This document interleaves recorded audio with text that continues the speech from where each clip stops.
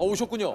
예, 반갑습니다. 안녕하십니까. 예. 오늘 첫 안녕하세요. 번째, 예. 예. 우리 그 박일환 전 대법관님이십니다. 반갑습니다. 예. 안녕하세요. 2006년에 대법관으로 취임하여서 2012년에 퇴임한 박일환 전 대법관입니다. 현재는 변호사로서 일하고 있습니다. 그리고 또 다른 일을 하고 계시잖아요. 그거는 이제 유튜버로 한 1년 반 정도 됐습니다. 그렇죠. 1년 반. 1년 반이면은 지금 초보 유튜버를 이제 막 벗어나셨겠네요. 예. 구독자가 한 4만 명 넘었습니다. 구독자가 4만 명이 넘으셨어요? 대법관이라는 거는 어떤 일을 하시는 분들입니까? 최종심으로 마지막 결론을 내는 일을 합니다. 예. 30인가요? 그렇죠. 30년. 예. 대법관은 그 몇 분이신 건가요? 13입니다. 대법원장님 포함하면 이제 전체는 14사람으로 대부분이 이루어져 있습니다. 저 지금 뒤에 의자가 이제 이렇게 세 분이 앉는 의자죠, 그렇습니다. 저희가. 예. 여기는 주로 어떤 일을 하는 곳입니까? 여기는 이제 전원 합의체라고 해서 그러니까. 예. 또. 13분이 모여서 이렇게. 예, 13사람. 예. 선생님께서는 일단은 사법고시 패스하시고 판사님이 되시고 그다음에 그렇죠. 이제 그렇죠. 예, 이제 왜 대법관이 되고 싶으셨습니까? 이왕 이제 법원에 왔으니까 이제 마지막까지는 한번 해봐야겠다 생각해서 예. 그렇습니다. 어떻습니까? 이게 대법관이 딱 임명이 되면. 동의 절차가 끝나고 나서는 좀 안심을 하고 되고 나면은 부담스럽지요. 아, 그래요? 예, 판사 일하고 전혀 다르게 하기 때문에 네. 어떻게 하는가 궁금도 하고. 이게 판사 업무하고 좀 약간 차이가 있다는 게 어떤 차이가 있나요? 판사들은 이제 세외 사람이서 하든지 혼자 하든지 해가지고 자기 사건은 이제 자기가 컨트롤하면서 법정에서 또 당사자를 대면하고. 예, 그렇게 맞아요. 하는데 대법관은 서면만 가지고 하니까. 당사자를 대면하지 않는군요. 그렇지. 예. 그런가? 그렇구나. 맞네. 아니 근데 한편으로는 이게 어떻게 보면 참 이거 가문의 영광 아닙니까 진짜? 그 영광이라고 생각하는 가족들은 힘들지요. 영광이라고 생각하지만 가족들은 힘들다고요. 예, 어디 가면 행동도 조심해야 되고. 이거 우리 맞아. 어떻게 보면 예. 그럼 외국 나갈 때 그 직업란에 쓰잖아요, 직업란. 네. 그러면 이제 우리는 뭐 코미디언이든 뭐 이렇게 쓰는데 그럼 뭐라고 거기다 대법관 시절은 공무원이라고 쓰지 이제 관용여건 받았습니다. 대법관 안 써요? 그냥 대법관 대법관 쓸 건데. 저도 약간 거기서 입국할 때 대법관?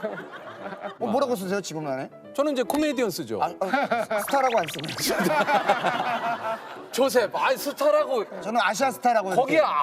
그래요? 네네. 코미디언이라고 한번 썼더니 뭐 어디에 나오고 그 물어보더라고요. 그래서 그냥 그다음부터 세일즈맨이라고 제가 딱 맞아요. 그냥 웃음을 파는 네. 세일즈라고 해서 그냥 세일즈맨이라고 제가 거기다 씁니다. 웃음을 판다고요? 얼마에 파시나요? 뭐 얼마 안 돼요. 이번 주 가장 기억에 남는 판결이라고 할까요? 어떤 게 좀 기억에 남으시나요?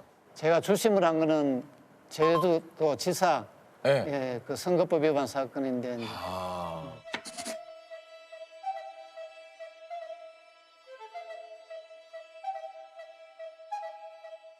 위법하게 수집한 증거는 증거 능력이 없다는 판시를 낸 사건. 위법하게 수집된 증거는 증거 능력이 없다. 예, 압수수색을 하러 갔는데 네.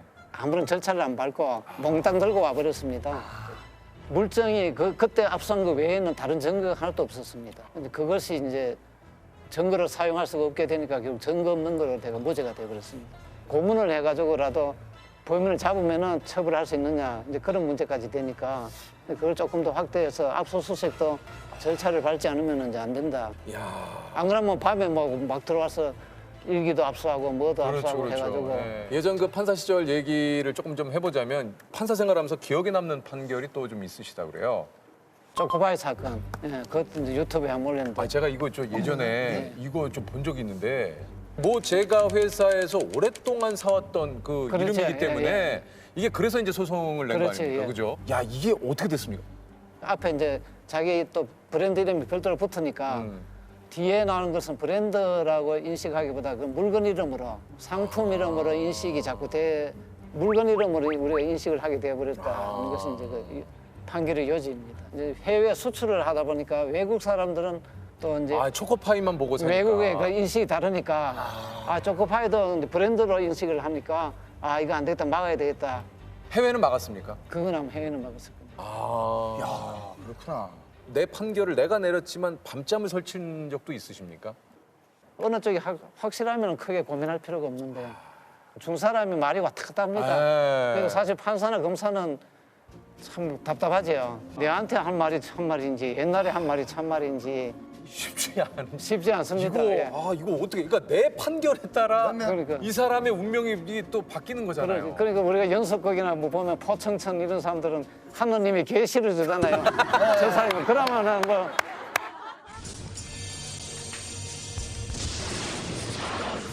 뭐 작두를 가지고 와서 뭐 형을 선고할 수 있는데 판사한테는 그걸 알려준 사람이 아무도 없어요. 그러면 이거 이제 사건 중에 하나 그냥 혹시나 판결 하나 내주실 수 있는지 제가 이제 체육관에 다녀요. 선생님.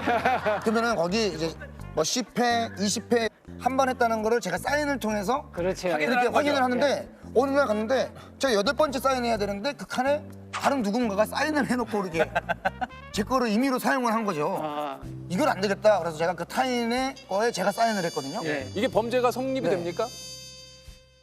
제 거를 임의로 사용을 한 거죠. 아, 이건 안 되겠다. 그래서 제가 그 타인의 거에 제가 사인을 했거든요.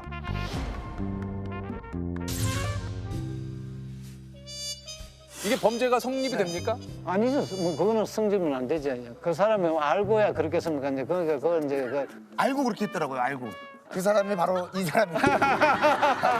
그래서 제 거에 사인을 하라고 네. 했어요. 네, 그래서 제가 하긴 서로 했는데 맞춰가지고. 예, 서로 맞춰가지고. 그러면 그건 이제 법률상 상계라고 해가지고 이제 서로 이제 주고받은 게 끝나는 거지. 끝났구나. 맞지, 조셉? 그러면 상계야. 우리 관계는 상계야. 뭐 사과 못 받습니까? 사과는 그래도 그거는 뭐 착오를 했다고 생각하시고. 착오를 했다고 생각하시고. 착오로 했다고. 아주 그러면 누가 봐도 포청천이십니다. 왜냐면 법률 혈액이 발생하는 건 아니에요. 그러니까 옳다커니. 네, 알겠습니다.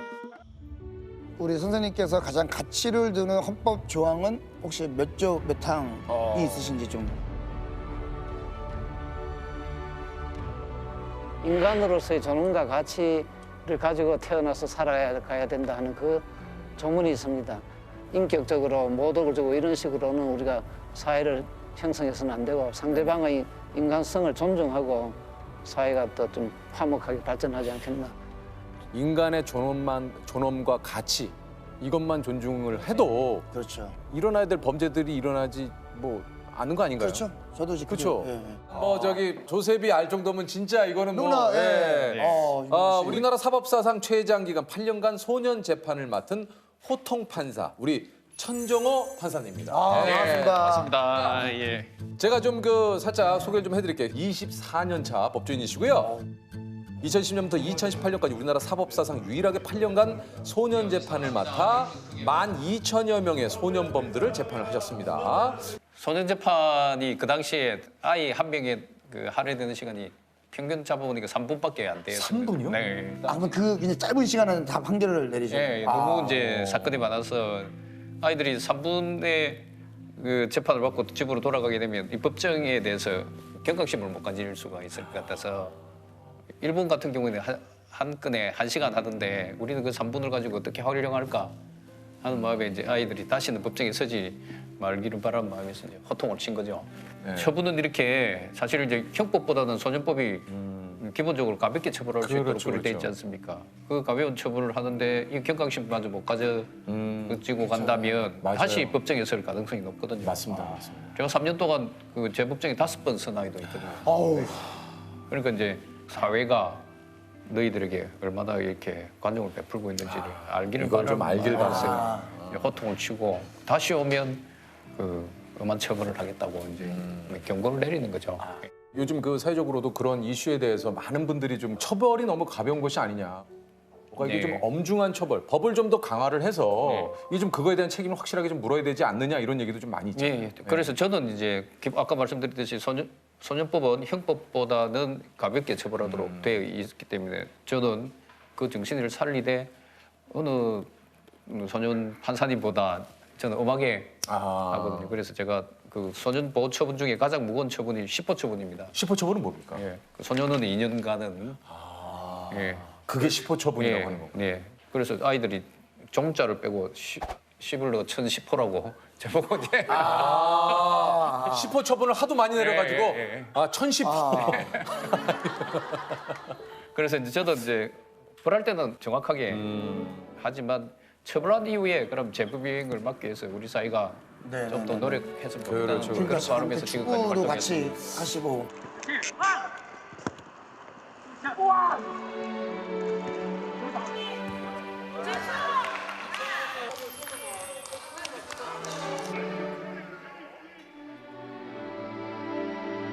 혹시 좀 8년간의 또 이 시절을 돌아보면 예. 가장 기억에 남는 사건이 또 많이 있을 것 같아요. 어떤 예, 사건이 좀 기억에 남으시나요? 여학생들이 그 비행을 저지르게 되는 게 대부분이 이제 가출을 하게 되면 이제 또 원조 교제를 통한 성매매를 하거든요. 성매매를 하면 아이들이 잘 이렇게 자기 자신을 돌보지 못하기 때문에 임신을 하는 경우도 있습니다. 현재 우리 그 소년원 그 최대상 그 임신한 아이들을 보살필 수 있는 여력이 부족하거든요. 예. 그래서 이제 임신하게 되면 소년원에 보내야 될 그 비행 내용임에도 불구하고 이제 집으로 돌려 보내는 경우가 많습니다. 근데 이 아이가 이제 가출해서 남자친구들 2명 또 여자친구 1명 총 4명이 이렇게 이제 짝을 지어서 가출해서 이제 많은 비행을 저질렀습니다. 그리고 재법정에 서게 됐고요. 제 친구에 대해서는 소년 2년 처분을 내렸습니다. 10호 처분을 내렸고요. 10호총을 내리셨고. 예. 이 아이도 10호 처분을 받아야 되는데 판사님 제가 임신했으니까 예, 지금 이게 임신한 이유가 그 원조 교제에 나갔다가 강제로 성폭행 당하고 그래서 임신한 거니까 낙태 조건이 되니까 낙태해야 된다고 집으로 돌려보내달라는 겁니다. 그래서 제가 이제 이 사실을 알아봐야 될 거 아닙니까? 알아보니까 그게 거짓말이고 같이 이제 가출했던 남자친구 사이에 이제 임신한 게 경우였어요. 이 경우에 이제 저는 이제 고민을 해야 됩니다. 왜냐하면 이 10호 처분을 해야 될 아이고 이 아이를 이제 소년원에 보내게 되면 낙태 조건이 안 되기 때문에 그 퇴원시키지 않거든요. 그럼 소년원에서 이제 출산을 해야 되거든요. 네. 근데 집으로 돌려보내면 이 고귀한 생명이 이제 희생되는 상황입니다. 그 두 상황에서 이제 소년원 보내게 되면 아이가 미혼모로서 고등학교 1학년 여학생이 이제 출산해야 되고 그렇지 않으면 이제 낙태를 하는 상황입니다. 그래서 여러분이 어떻게 재판을 해야 될지 저 한 달 동안 이 사건 때문에 고민하고 잠도 못 자고 그렇게 했습니다. 그래서 제가 저는 뭐 개인보다는 법관이란 직위가 있기 때문에 근데 먼저 선택을 했죠. 그래서 아이를 소년원에 보냈고요. 소년원에 보내서 이제 임신 9개월 좀 돼서 이제 소년원에서 연락이 왔어요. 판사님 이제 이 아이가 이제 더 이상 낙태할 수 없으니까 집에 가서 출산할 수 있도록 네네. 해달라는 겁니다. 그리고 이제 산딸이 다 된 아이를 만난다는데 너무 미안하고 그래서 이제 그 전날 이제 배냇적을 하나 준비해가지고 아이한테 주면서 미안하다 이제 그렇게 하고 그 당시에 이제 법정에서 많은 분들이 계신데요. 그 많은 분들이 울었습니다. 그 아이 때문에 울었고 아직도 소년 재판은 또 판사들 세계에서도 뭐 특별히 선호하거나 하는 것은 아닙니다. 왜냐하면 한 20년 정도 근무하면 변호사로 나가는 경우가 많습니다. 변호사 활동을 함에 있어서 소년 보호 처분 경력은 전혀 도움이 안 되거든요. 왜냐하면 이 비행을 저지른 아이들의 가정 형편이 어려워서 변호사 선임을 하는 경우가 1%도 채 안 됩니다. 퇴직했을 때 소년 재판 전문 이러면 소위 말해서 이제 영업에 도움이 안 되는 거죠. 처음에 소년 재판을 하고 나서 아이들 상황이 너무 심각했고 우리 사회가 이 아이들을 너무 방치하고 또 버리고 있다는 생각을 많이 했습니다. 원래 예상은 2014년도 그 정도 되면 이제 퇴직할 예정이었는데 그게 이제 이 위기 청소년들 처우 개선을 위해서 8년 동안 노력하는 덕택에 여기까지 왔습니다. 저는 그냥 정년까지 국민들께서 주신 이 판사라는 권한을 잘 사용하다가 뭐 퇴직하고 싶고요. 그 다음에 기회가 되는 대로 한사회 이제 구성원으로서 이 비행 청소년들 재비행을 막아서 우리 사이에 좋은 구성원들 많이 조금이라도 더 배출하고 싶은 마음뿐입니다. 판사님이 가치를 두는 헌법 조항은 혹시 뭐 있으십니까? 내가 가장 좀 가치를 두는. 예, 그 10조에 보면 인간으로서 존엄과 가치를 가진다 그 규정이 있습니다. 그 규정을 가장 좋아합니다. 아까 똑같이 얘기했어요. 네, 진짜. 아까 그저 우리 네, 박인환 예, 전 대법관님께서도 그 얘기를 똑같은 얘기 해줬어요. 국가는 결국 이제 인간을 어떻게 정당하게 대우할 것이냐 정의의 문제를 다루기 때문에 그 정당한 대우를 하는 최선의 길은 그 인간의 존엄을 존중하고 그 가치를 우리가 제대로 평가해 주는 데 있지 않을까 그런 참 생각. 그 한 줄에 예, 많은 것이 담겨 있는데. 예. 그 이제 비행을 저지르게 된 환경적인 원인이라든지 내면적인 원인들이 많은데 비행이나 범죄의 결과만을 보시고 아이들에 대해서 그 결과에 대한 처벌을 요구 많이 하셨습니다. 그런데 어른들의 경우에는 그렇게 접근해도 됩니다만은 아이들은 살아온 날보다 살아가야 될 날이 많기 때문에 이른 나이에 전과자라는 낙인을 찍어버리면 그 아이 인생도 문제가 되겠지만 우리 사회 전체의 건강한 구성원이 줄어들 수밖에 없습니다. 그래서 저는 그것 때문에 엄벌을 하되 처벌한 이후에 그냥 한 사회 구성원으로서 어른으로서 그 아이들을 재비행을 막기 위해서 노력해갖고 우리 국민들께서 비행 청소년들 범죄 결과가 보도되었을 때 거기에만 집중하지 마시고 그 뒤에 이 아이들이 어떤 상황에 처해 있는지 한 번이라도 봐주시면 그 아이들을 이해하는 데 조금 도움이 되고 우리 사회가 좀 더 나은 방향으로 가는데 많은 힘이 되지 않을까 그렇게 생각합니다. 그래서 조금이라도 여러분들께서 관용을 베풀어 주시면 이 아이들이 커서 우리 사회에 참 좋은 어른들이 많았다 하는 그런 추억하는 사회가 되면 좋겠다고 생각합니다. 네. 알겠습니다.